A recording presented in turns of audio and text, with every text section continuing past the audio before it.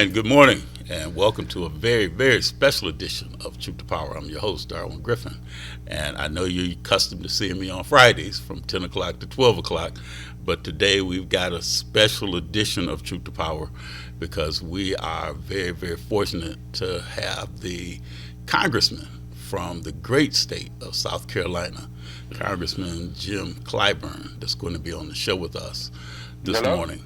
So we look forward to having Congressman Clyburn, and we are also joined by a young man who is in a movie on Netflix called Ruth and Boaz, Mr. Christopher Broughton. Oh, man, pleasure, Darwin, to be here with you, man. Pleasure to have you on the show with me today. Yes, Congressman Clyburn, how are you this morning? I'm fine. How are you?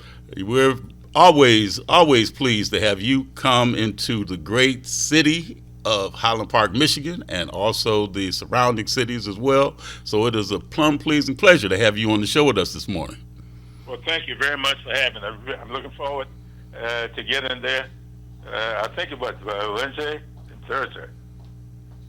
Well, we definitely want to go and tell you that anytime that you are here in this state, we always love to see you here at WHPR TV, Watkins Broadcasting. All right. Well, thank you very much. Okay, young man, I know that this isn't the usual political memoir that you've written that politicians tend to publish, but let's talk about the book that you have. It focuses on the 8 black congressmen from South Carolina who served before you, and with your personal reflections and experiences woven into the book. Why did you decide to turn to history in this book, and why did you decide to write about the first 8, sir? Well, back when I used to teach history at the high school level, I had a lot of my students who saw history as being boring. And I used to often say to them, history is instructive. And if we fail to learn it, we may find ourselves repeating it. And so I used to say to those students all the time, anything that's happened before can happen again. And that's why we study these things. So when I started out to write this book about these 8 people, all of a sudden the 2020 elections came. And then that night I was sitting watching the news, and there were these people banging on those windows and doors up there in Detroit, trying to break into the room where they were counting the votes, trying to alter the outcome of the election. And then I heard that phone call down to Georgia, find me 11,780 votes.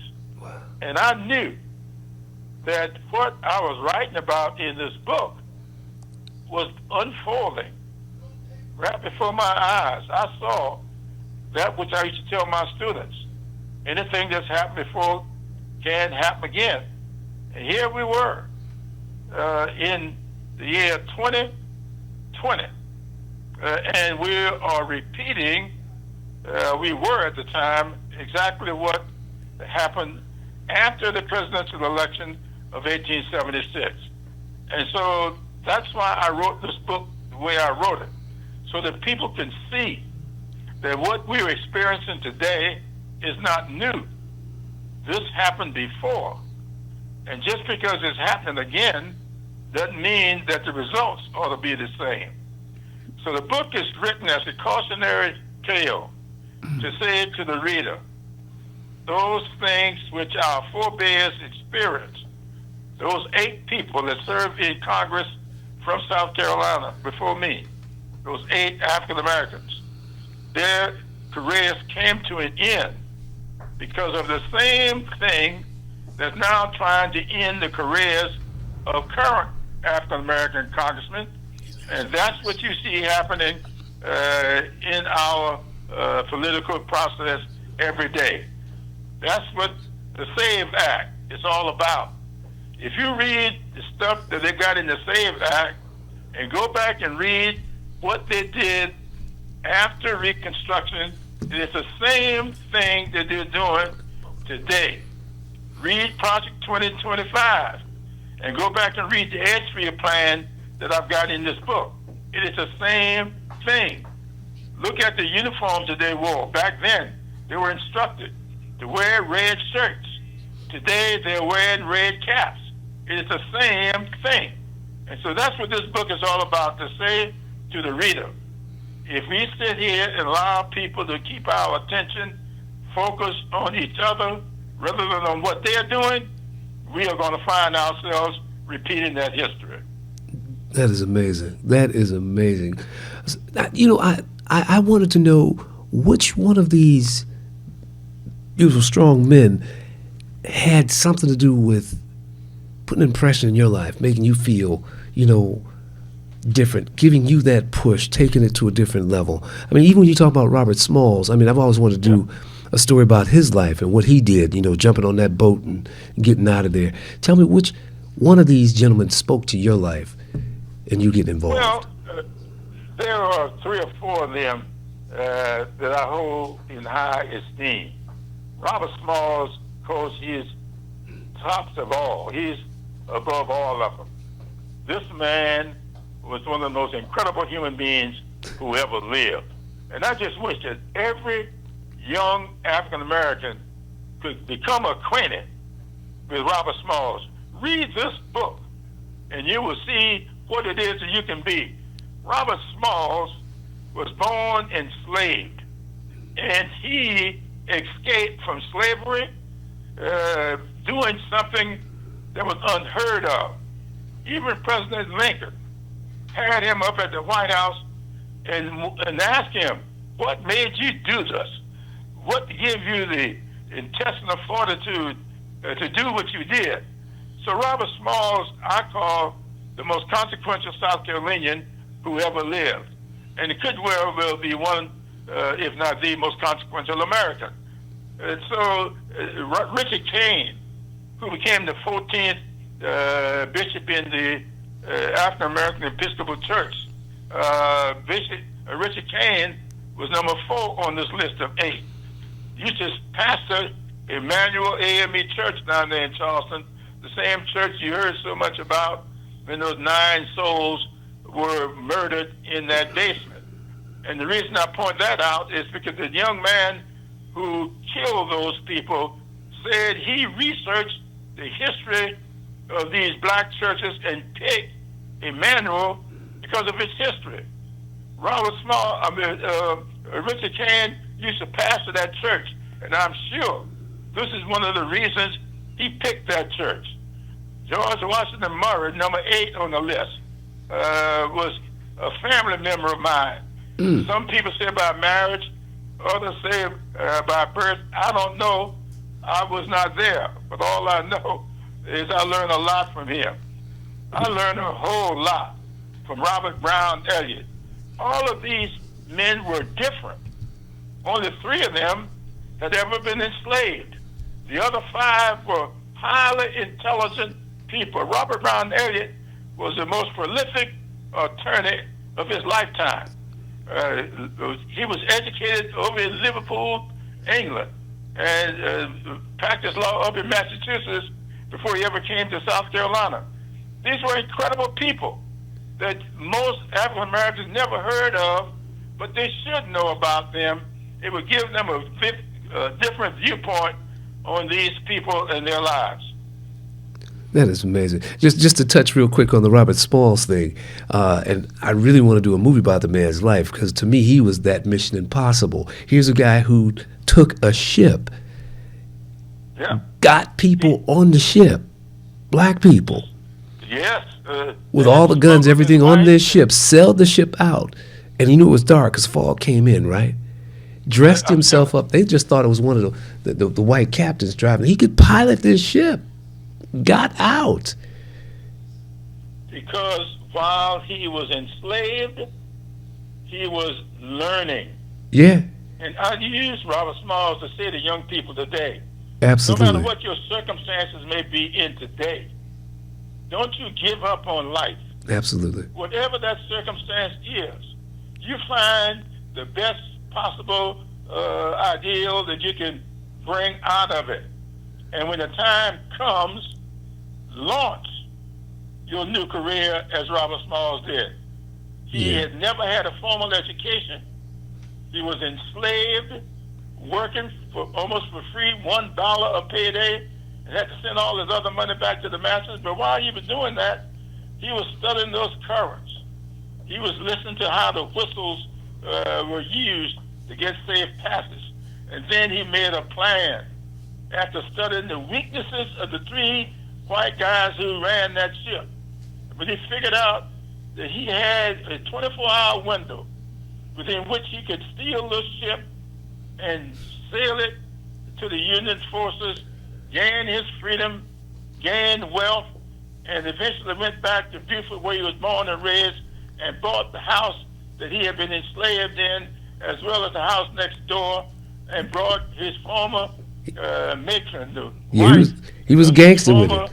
owner, Henry McKee, brought her back in there and let her stay with him until she died.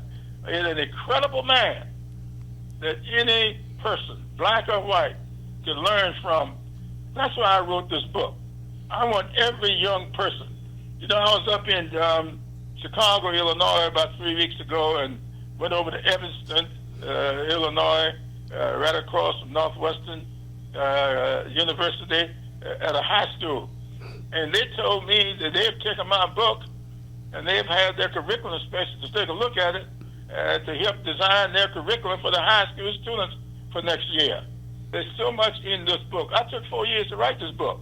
Wow. And this book is a real, I would call it a roadmap for any young people to pick any one of these 8 people and say, I'm going to pattern my life out. Now, maybe I'll say 7 out of the 8. But one of them I didn't like too well. So, Congressman, how did that make you feel when you heard that they were going to use your book to rewrite the curriculum at that high school? Well, it made me feel that somebody is paying attention. Somebody is paying attention. You know, I had the most incredible thing that happened to me up in North Carolina last week. I was up there doing the book thing in Raleigh, North Carolina, and went over to Greensboro at the museum that where the 4 sit-inners sat down at the F.W. Woolworth back in 1960. And a young white lady was in the audience. She came up to me and she says, you know, I serve in the legislature here in North Carolina, but I'm from Richland County, South Carolina, and you spoke at my high school, Lower Richland High School, when I was in high school. And she said, I will never forget your speech. And she started telling me passages from my speech. And she says, when I came up here and finished college, I used your speech to pattern my life after.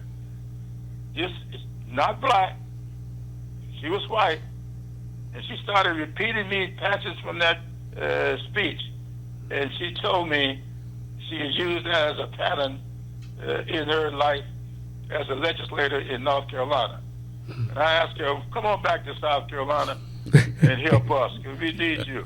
And so that kind of thing is the way I tried to live my life. My dad said to me when I told him I was not going to go to the seminary and follow him into the ministry, he said to me, he suspected the world would much rather see a sermon and to hear one. And that's what I tried to do. Obviously, that young lady saw in my life a sermon that has given her guidance today. Would you say that, you know, these kind of incidents that happened to you encouraged you to stay in South Carolina when most people are trying to leave South Carolina? What encouraged you to stay there when everybody wants to leave? Well, this is kind of interesting. I just mentioned this young lady who said that to me was white. Well, it was a white teacher, high school, that sat me down after reading an essay I wrote and told me how disappointed she was in my essay, and told me that if I were to get educated and leave South Carolina, I would not be doing what's in the best interest of our state. She said if everybody, every black person got educated and leave, how could the state ever improve? You need to get your education, but you need to stay here and help the state improve. And that's what I've been trying to do. And so that has been the mantra for me, trying to make, and I told my daughters to put this on my tombstone, that when I pass away, he did his best to make America's greatness accessible and affordable for all. So that's been the way I've lived my life, and that all came from that teacher who said to me, stay in South Carolina, do what you can to help make it better. And it looks as if that other young lady that I saw up in North Carolina last week seemed to feel the same way. Well, see, Congressman, you have inspired so many people. You inspired me. I was down in Selma for the crossing of the Edmund Pettus Bridge years ago, and you were the keynote speaker at a breakfast that I attended. And you got to talking about that woven thread, the three strands that go into. Oh my Lord! And that inspired me, young man. Oh my goodness! Yes, that was my dad did that to me and my two brothers. He told us just like that thread, when it create frictions, rubbing your hands together, that cord string will become unraveled. And if it did, it would be so weakened until the world will pop you apart, and you may never know why. I've never forgotten that lesson, and I often try to tell that story to young people, and I'm sure glad that you were listening. Man. Well, you know, what you say, it just resounds not just in our heads, but also in our hearts, sir. So that's something that, you know, we definitely need to have you tell that story more often so that we can get some of these young people to listen more. Because that's what I think a lot of people do. They need to hear this wisdom and that crown of wisdom that you have that surrounds you.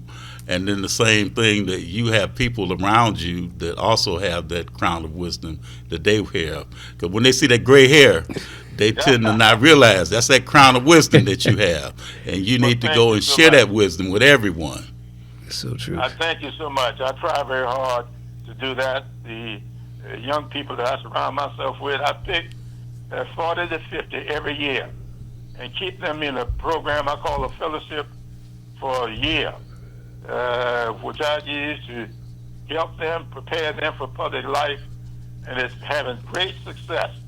I just got a notice yesterday that I'm being introduced at a program tomorrow, and that young lady in that that's introducing me is one of the Clyburn fellows that's now running for office. And so that's what I try to do, because once you give up on young people, you'll give it up on life. Young people are our future, and you cannot give up on your future. So true. So true. How has religion been significant in your life? It has been very significant. I live my life by two scriptures. One, an Old Testament scripture found in Micah 6:8, and that scripture reads, "For he's shown me that which is required to do justice, love mercy, and walk humbly." And then I live by a New Testament scripture, the definition of faith. There in the Hebrew, the 11th chapter, the very first verse reads, "Faith is the substance of things hoped for, the evidence of things unseen." I live by that. My dad used to tell me all the time, "Son, the darkest point of the night is that moment just before dawn." And that's what I live. No matter how dark and dreary things might be, I treat that darkness and that dreariness as a moment just before sunlight comes. And so I tell young people all the time, I know how tough it can get, but just wait, just work, keep the faith, stay focused. Things will get brighter in the next moment. So, Congressman, you mentioned your father a lot, and we can tell that he had a great inspiration in your life. Tell our viewing audience, what is the one word that you think your father would use to describe his son, Jim Clyburn? Perseverance. Why do you say he would say that? Well, because I just believe very strongly that the race does not go to the swiftest, but the one that endures to the end. It's not how fast you run, it's whether you can sustain for the run. So endurance, being persistent. I lost 3 times before I got elected to office. And a friend of mine said to me, what are you going to do now? You know what they say, 3 strikes out. I said to my friend, that's a baseball rule. And nobody should live their lives by baseball rules. And so it didn't work the first 3 times, but it did work on the 4th time. And I got elected to Congress and rose to be the number 3 guy in the United States House of Representatives. Never would have happened if I'd allowed baseball rules to rule my life. Persistence is what my daddy would say. Persevere to the end. Well, I just want to, since you brought up sports, I do want to say that how did you feel? You I'm sure you watched your Gamecocks when they were not able to win that championship. How did you feel, sir? And what would you say to your fellow basketball aficionados that watched that game and saw what happened? Well, I also saw the first game in the Final Four when everybody said they had only a 35% chance of winning against Connecticut, and they end up with 100% of the victory. And then they went into the game on yesterday. I was a bit apprehensive about yesterday because of the height of UCLA, and you notice it in their play. I'm not a coach or anything. I just saw that we missed 9 layups in the first half.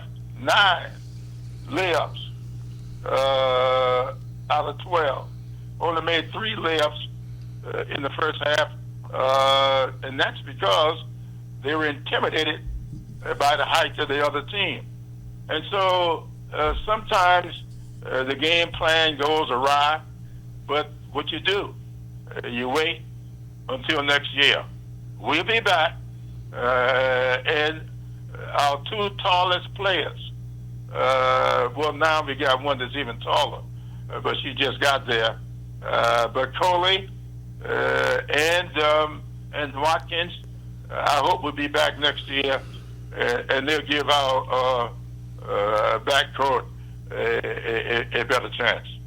Well, I think next year they probably need to have you right there on the court when they get back into the Final Four, when they get back to the championship game again. They probably need to see Congressman Jim Clyburn right there on the sideline along with Coach Don Staley, giving them that encouragement, and especially during the halftime. They make it. Well, Coach Staley and the team have both shown, as well as the administration at the University of South Carolina, a lot of respect for my fan, for how big a fan I am. In fact, last year, when they won it all, they awarded me with one of the championship rings.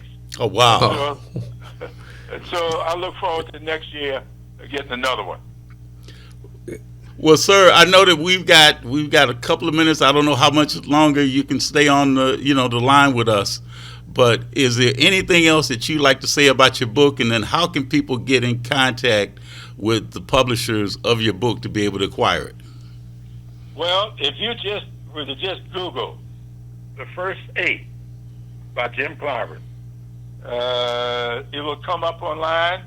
If you don't have the time to sit down and read it, you can get it I did the audio myself. Click onto the audio. It's much cheaper. Nice. And you can put it on your device. And as you work around the house, listen to it. Every now and then, I want to refresh myself on it. I listen to it. Or you can put it on your automobile. You can get it in different forms. Go to thefirst8.com, the first 8, on Google, the first 8, and you will be able to get the book. And of course, bookstores all over have got it. You can find it in almost every bookstore. I just talked to a bookstore down in Charleston, I guess it was last week. And last Saturday, they told me they just ordered 200 of the books. So the books are going off the shelves down in Charleston, South Carolina. I was out in Michigan this week. Last week I was in Seattle, Washington at the Amazon headquarters. And I was in New York. I'll be in New York. After I leave Detroit this week, I'll be with NAN. They're having their conference. And I'll be speaking with Reverend Sharpton. We're doing a fireside chat about the book on Friday in New York. So the book is readily available, and I think it's less than $10 to get the audio. Well, we are so fortunate to have you on the show with us today. Now, you're going to be in Detroit because we got to wrap up in about 30 seconds. Where will you be at here in Detroit? I know I'm going to be at Grace Church in Detroit, and with Dr.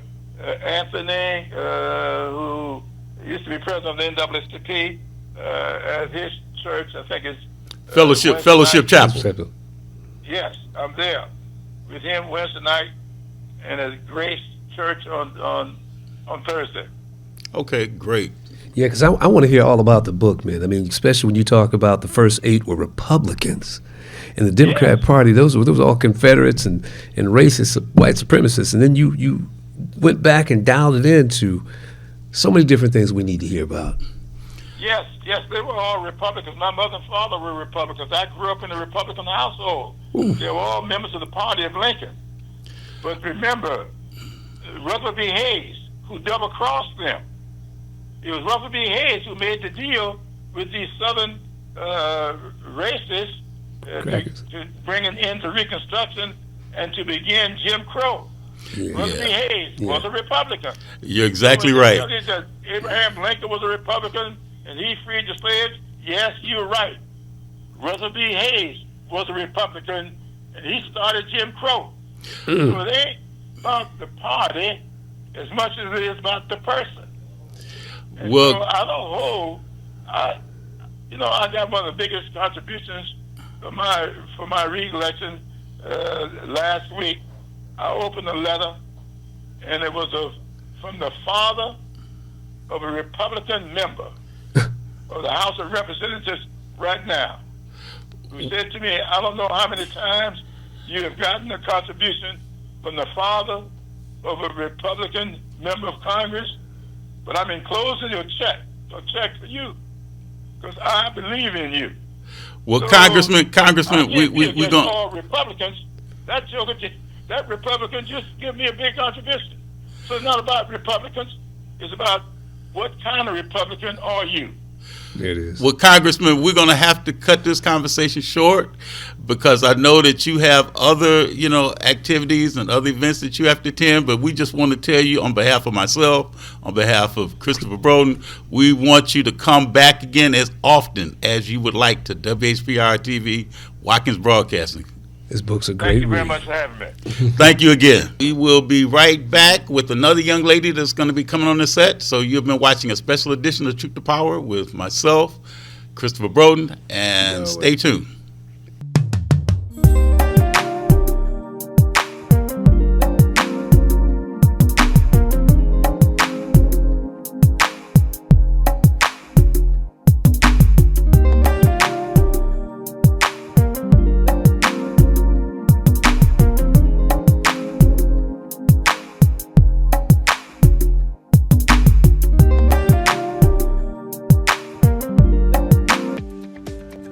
here's your WHPR weekly weather update.